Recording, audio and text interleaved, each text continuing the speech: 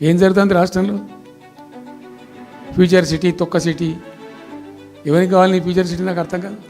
Fourth సిటీని, future సిటీని ముచ్చర్లలో నిర్మించబోతుంది. Hello, welcome back to the Sampath reality. ఇప్పుడు మనకి హైదరాబాద్ అంటే గుర్తొచ్చేది ముఖ్యంగా 3 main cities: Hyderabad, Secunderabad, Cyberabad. And ఇప్పుడు కొత్తగా రాబోతుంది 4th city, Bharat future city. ఈ Hyderabad city, Secunderabad city, Cyberabad city is equal to 4th city. మనకి ఆల్రెడీ 3 సిటీస్ ఉన్నాయి కదా. 4th సిటీ ఎందుకంటే ఇప్పుడు మనం హైదరాబాద్ పాపులేషన్ చూసుకుంటే 1,50,00,000. అండ్ ఇది ఎవ్రీ ఇయర్ 2.4% పెరుగుకుంటూ వెళ్తుంది.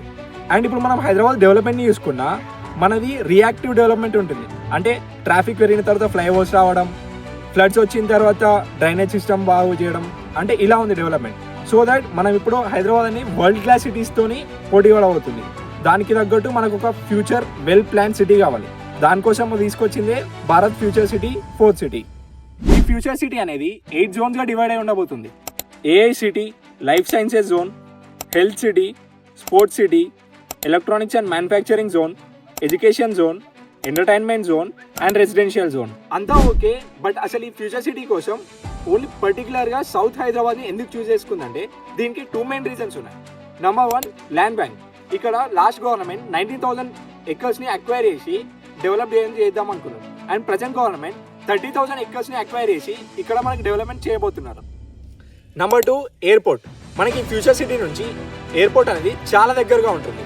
ఇప్పుడు ఒక డెవలపింగ్ అయ్యే సిటీకి ఎయిర్పోర్ట్ అనేది చాలా ఇంపార్టెంట్. అసలు ఈ ఫ్యూచర్ సిటీ అనేది కంప్లీట్ అవుతుందా అంటే ఇది 3 మెయిన్ థింగ్స్ పైన డిపెండ్ అయి ఉంటుంది.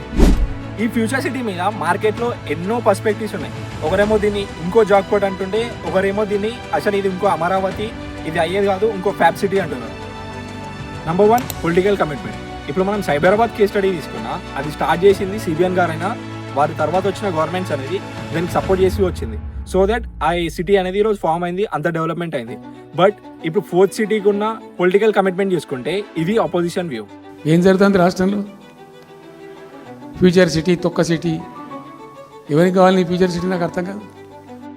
Number 2, capital. ఇప్పుడు ఒక సిటీని నువ్వు స్క్రాచ్ నుంచి కట్టాలంటే దానికి ఎంతో క్యాపిటల్ అనేది రిక్వైర్మెంట్ అయి ఉంటుంది. బట్ యాజ్ ఆఫ్ నౌ మన తెలంగాణ ఫైనాన్షియల్ కండిషన్ చూసుకుంటే ఇది పరిస్థితి. రాష్ట్రం ఆర్థికంగా బాగా లేదు, అప్పు పుడతలేదు, అనా పైసా ఎవడు ఇస్తలేడు. ఎవరినైనా కలవడానికి పోతే బ్యాంకర్లు దొంగలను చూసినట్టు చూస్తున్నారు తెలంగాణ రాష్ట్ర ప్రతినిధులను. And the third one, infrastructure and investments. Infrastructure అనేది స్టేట్ గవర్నమెంట్ చేతిలో ఉన్న వీళ్ళు ఎంతో అంత చేసినా కూడా ఇన్వెస్ట్మెంట్స్ అనేది మొన్న జరిగిన తెలంగాణ రైజింగ్ గ్లోబల్ సమ్మిట్లో తెలంగాణకి 2.75 lakh crore ఇన్వెస్ట్మెంట్ అనేది వచ్చింది. So that this is the biggest advantage అని చెప్పొచ్చు.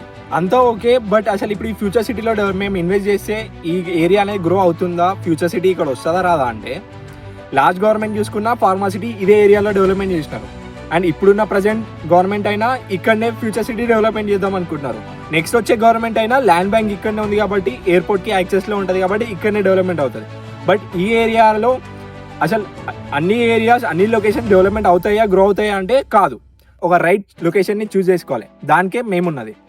If you have any plans or if you are looking to invest in the future city, please do contact us. Thank you all.